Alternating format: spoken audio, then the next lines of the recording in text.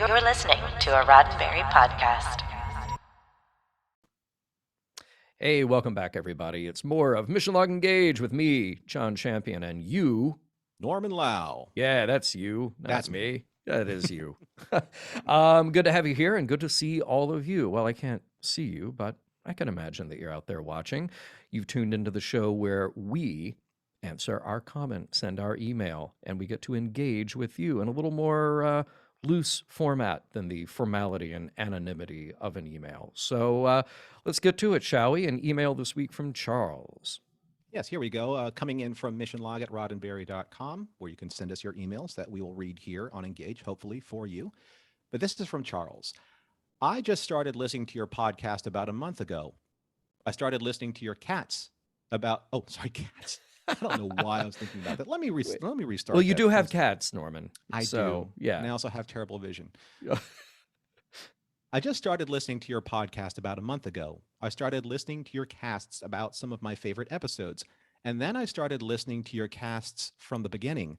I did listen to the newest ones as well. And finally, instead of trying to completely catch up, I decided to listen to the podcasts of my favorite series, Deep Space Nine. And I'll concede, I'm not all the way caught up, but I do feel you miss some of the important differences in DS9. Before I get into the details, let me just say, I love your podcast.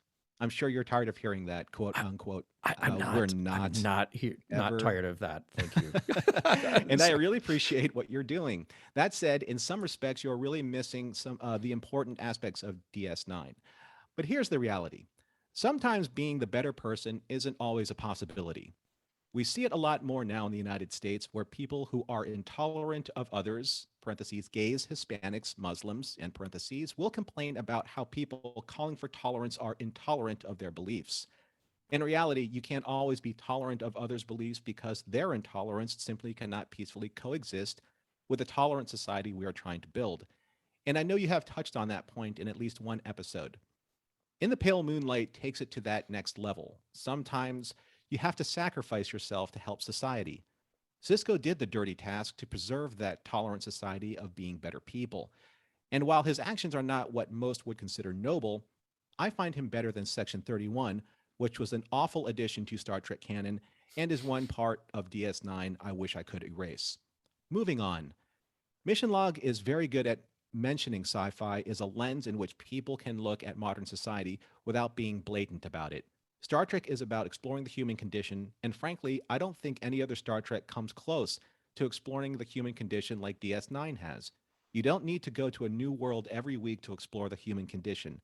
DS9 explores it by observing the consequences of the actions we take by having to deal with very different species, changeling, Cardassians, Ferengi, Bajorans, human, Trill, in a contained area, DS9, and by dealing with what a more evolved, quote-unquote, be better society has to do to survive when it hits a society that is stronger than it, that it isn't so tolerant, the Dominion.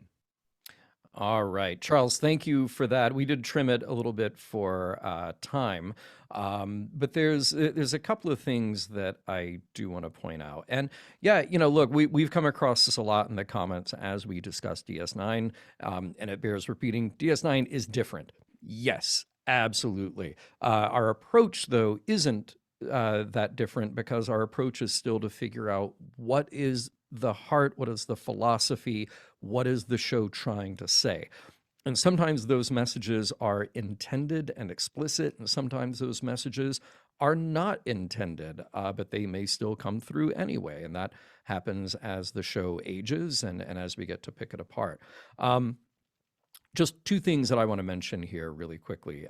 First of all, I would encourage you, since you are new to Mission Log, and thank you for joining us, and thank you for listening as much as you have, go find Mission Log Live. That is its own separate playlist, and there are 2 episodes there going way back, episode 33 and episode 72 with Dr. David Kyle Johnson, who is a philosopher, and he is great. And he talks about something that you mentioned here, which is the limit of tolerance, or as we framed it in our show, is there a logical limit to IDIC? And he makes a great case for saying, yes, a completely tolerant society, tolerant of all beliefs, is a misnomer. It is something that cannot exist because tolerance cannot tolerate intolerance.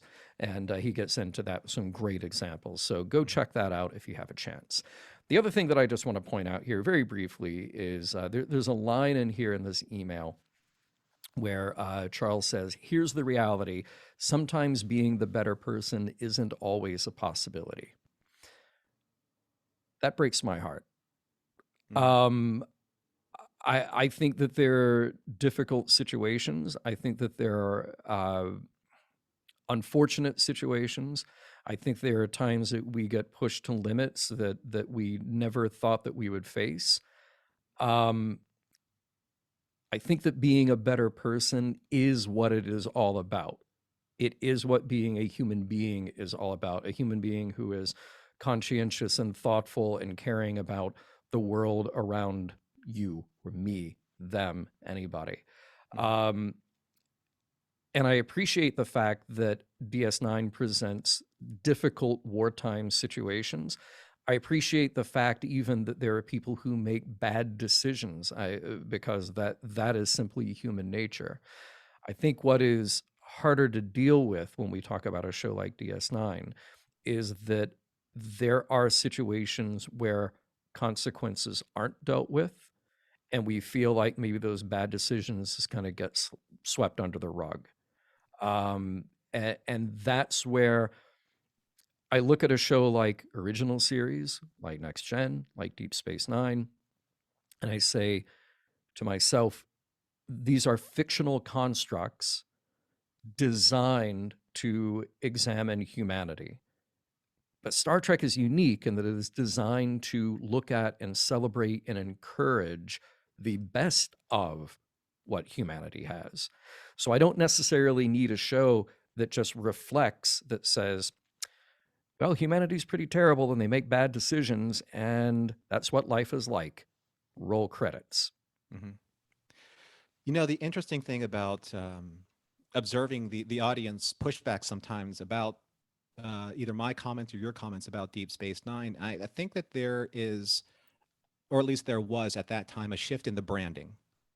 Because Star Trek, the original series, and Star Trek, the Next Generation, obviously had a very specific type of branding its message, to the general audience.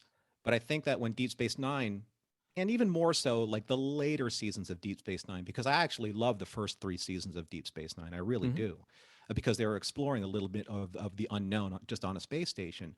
But when you start introducing something that's off-brand into a brand that people already love, are people making the concession of, yes, I love Star Trek, and let's see where this off-brand idea goes and see if it fits into the overall narrative? Or I love Star Trek so much that I can forgive that, even though I don't even really believe it. I'm not putting words into anyone's mouths here, especially yours, Charles. But what I do believe is that Deep Space Nine has a very specific off-brand message that is marketed within the Star Trek brand.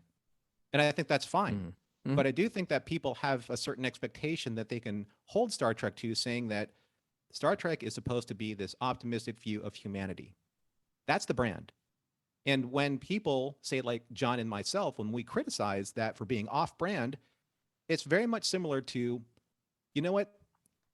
I can't believe that they don't have a grilled cheese sandwich in a solely hamburger place.